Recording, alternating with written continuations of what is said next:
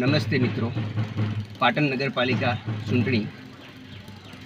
હવે મિત્રો આપણે વાત કરીએ તો આમ આદમી પાર્ટી દ્વારા પાટણ નગરપાલિકાની અંદર 17 ઉમેદવારો ઉતારવામાં આવેલા છે અને ગર્વની બાબત એ લઈ શકાય કે ભાજપ અને કોંગ્રેસ બંને દ્વારા આ 17 ઉમેદવારો ઉપર પૈસાનું અને સામાજિક રીતે ફોર્મ પાછા ખેંચવાનું દબાણ હતું. તેમ છતાં પણ એક પણ ઉમેદવારે ફોર્મ ખેંચ્યું નથી અને અડધી જીત તો અહીંયાથી જ અમને પ્રાપ્ત થઈ ગઈ છે.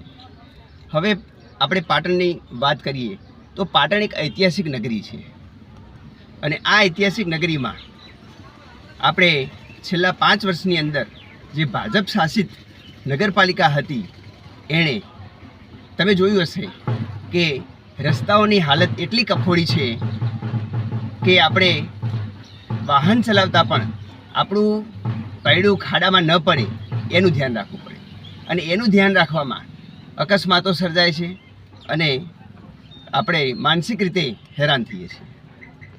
એની સામે તમે દિલ્હીના રસ્તાઓ વિશે અગાઉ કેજરીવાલની જે સરકાર હતી અને એ તમે સાંભળ્યું હશે તો દિલ્હીની અંદર પ્લાસ્ટિકના રોડ એટલે કે અદ્યતન ટેકનોલોજીનો ઉપયોગ કરીને રસ્તા પણ બનાવવામાં આવ્યા હતા. પાટણની અંદર ગટરો ઘણી જગ્યાએ ઉભરાતી હોય છે. સફાઈમાં કંઈ પણ વ્યવસ્થિત જોવા મળતું નથી. નિયમિત રીતે કોઈ પણ વિસ્તારમાં કોઈ પણ વોર્ડ હોય ત્યાં કોઈ જાતની સફાઈ નિયમિતપણે થતી નથી અને પ્લાસ્ટિક આમ તેમ રખડતું એવા ઘણા બધા વિસ્તારો હાલના સમયમાં પણ આપણને જોવા મળે છે. એ ખરેખર આ ભાજપ શાસિત ભ્રષ્ટાચારનું એક ઉત્તમ ઉદાહરણ આપણને જોવા મળે છે. ત્યાર પછી એ સિવાય પાટણ શહેરની અંદર તમે રઝળતી ગાયો પણ જોઈ હશે અને એના કારણે આપણને વાહન ચાલકોને નાગરિકોને ચાલવામાં ઘણી તકલીફ પડે છે, મુશ્કેલીનો સામનો કરવો પડે છે. તેમ છતાં પણ આ ભ્રષ્ટ ભાજપ નગરપાલિકાએ આજ સુધી એનો કાયમી ઉકેલ કંઈ લાવ્યા નથી. ત્યાર પછી પાટણની અંદર તમે મિત્રો બાગ બગીચાનો વિકાસ શૂન્ય જોયો હશે. તમે હાલના સમયમાં ચરતુભુજ બાગ જુઓ કે ગાંધી બાગ જુઓ તો વેર વિખેર હાલતમાં એકદમ ઉજ્જળ પ્રદેશ હોય એવી હાલતમાં એ આપણને નજરે પડે છે. એટલું જ નહીં, અગાઉના વર્ષોમાં આનંદીબેન દ્વારા જે ઘૂંગણી સરોવર જો જૂનું નામ હતું એનું આનંદ સરોવર તરીકે જે વિકસાવ્યું હતું અને એની અંદર પણ આજે તમે જુઓ તો કંઈ પાણી નથી અને અંદર ઘાસચારોને નાળાને બધું ઉગેલું છે અને મચ્છરોનો ઉપદ્રવ એ હાલમાં જોવા મળે છે અને એના આધારે કહી શકાય કે આ ભ્રષ્ટ ભાજપ શાસિત નગરપાલિકાનો જે ભ્રષ્ટાચાર છે અને વહીવટ છે એ અભરાઈએ એ પહોંચી ગયો છે. ત્યાર પછી પાટણના નાગરિકો અને બાળકો માટે હવે જૂના સમયમાં અગાઉના સમયમાં જે જીમખાનું છે એ તો છે પણ એ સિવાય પૂર્વ દિશામાં એટલે કે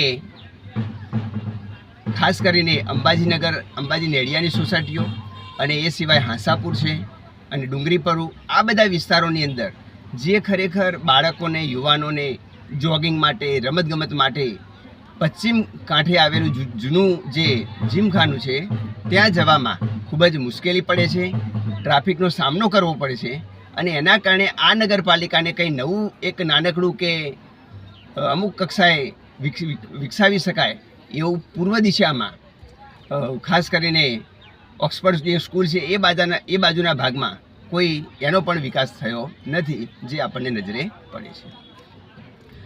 ત્યાર પછી એક બાબત એ પણ કહી શકીએ કે ચોમાસાની અંદર મિત્રો ઘણા બધા વિસ્તારો એવા છે જેમ કે રેલવે ગંજ બજારની સામે આવેલું રેલવે ગરનાળું પાણીથી એકદમ વરસાદ જેવો પડે કે તરત જ 3, 4, 5 કલાક માટે એ આખો રસ્તો બંધ થઈ જાય છે.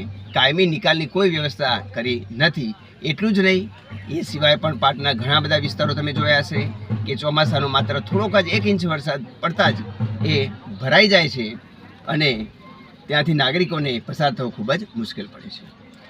હવે બીજી વાત એ હતી કે આટલું બધું થયા પછી પણ તમે જુઓ કોઈ જાતની સગવડોનો વિકાસ થયો નથી અને જે વિકાસ થયો છે એ થોડા તમને 2 મહિનાની અંદર આ બધા નવા રોડ બનતા તમે જોયા છે ગટર લાઈનો અને વરસાદી પાણીના નિકાલની લાઈનો નંખાતી હાલમાં તમને નજરે પડે છે, એ છેલ્લા 2 મહિનાથી શરૂ થયું છે.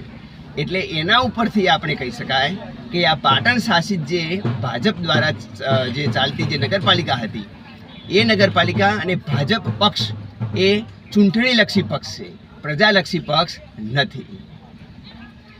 ત્યાર પછી નાગરિકોને જે પાયાની સુવિધાઓનો અભાવ હોવાની સાથે સાથે તમે જોયું હશે કે વેરાઓની અંદર પુષ્કળ વધારો કરવામાં આવ્યો છે.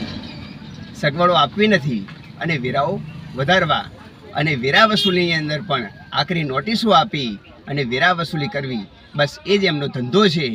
સગવડો આપવામાં કોઈ જાતનું કમિટમેન્ટ કે જમીન ઉપર એ આપણને જોવા મળતું નથી.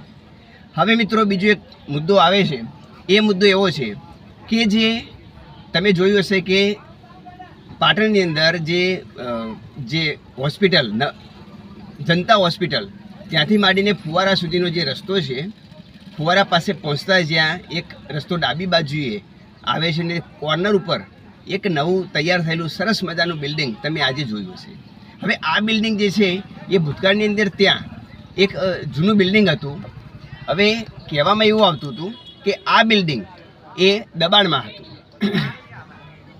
દબાણમાં હતું અને એ બિલ્ડિંગ તોડી નાખ્યું અને હવે તોડી તો નાખ્યું પણ એ જગ્યાએ કંઈ નથી કોઈ સારો બગીચો બનાવ્યો કે નથી કોઈ પાર્કિંગની સારી એવી વ્યવસ્થા કરી, પણ એ જ જગ્યાએ એ જગ્યાને નિયમિત કરીને નવું બિલ્ડિંગ ઊભું કરી દીધું અને દુકાનો વેચી નાખી.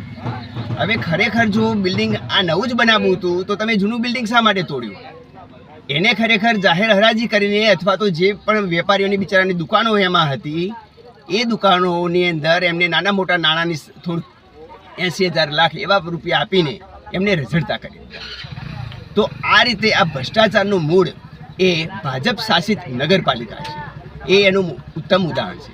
એટલું જ નહીં, પાટણનું બસ સ્ટેશન જે 5 વર્ષે તૈયાર થયું અને તૈયાર થયું એમાં પણ તમે જુઓ તો માત્ર બસ સ્ટેશન છે કે અંદરના ભાગમાં પાછળ માત્ર અને બસોને આવવા જવા માટેનો માત્ર 2 બાજુએ ખોણા ઉપર સાંકડો એ માર્ગ મૂક્યો છે. બાકી હાઈ રાઇઝ ત્યાં દુકાનો ધરાવતું શોપિંગ આખું ઊભું કરી દેવામાં આવેલું છે. અને એવું સંભળાય છે કે આ જે દુકાનો છે એ કરોડોના ભાવે વેચાઈ છે, પાઘડીના સ્વરૂપે વેચાઈ છે, 100 વર્ષની કંઈક એવું મેં સાંભળ્યું છે. તો તમે મિત્રો વિચાર કરો કે ખરેખર આ બિલ્ડિંગ જો આટલો કરોડ રૂપિયામાં એક દુકાન વેચાઈ હોય તો કેટલા બધા પૈસા આના ઊભા થાય, અને એ પૈસા જો આટલો આવક થઈ હોય તો એ નાણાં ગયા ક્યાં? કારણ હું પ્રશ્ન એટલા માટે પૂછવા માગું છું કારણ કે હમણાં કિરીટભાઈ પટેલ દ્વારા જાહેર કરવામાં આવ્યું હતું કે પાટણ નગરપાલિકા કંઈક અમુક લાખ 25 લાખ કે કંઈક સમથિંગ એવો આંકડો હતો એટલાનું એ દેવું ધરાવે છે, કંઈક લાખ નહીં પણ વધારે હશે એ દેવું ધરાવે છે. તો આટલો મિત્રો દુકાનો બસ સ્ટેશનની જમીન વેચી દીધી હોય, આટલે કરોડોના ભાવે દુકાનો વેચાઈ હોય તો એ નાણાં ગયા ક્યાં? આ ભ્રષ્ટ ભાજપને બસ પૈસા કમાવામાં જ અને ભ્રષ્ટાચાર કરવા સિવાય બીજો કોઈ જ એમનો ધંધો નથી.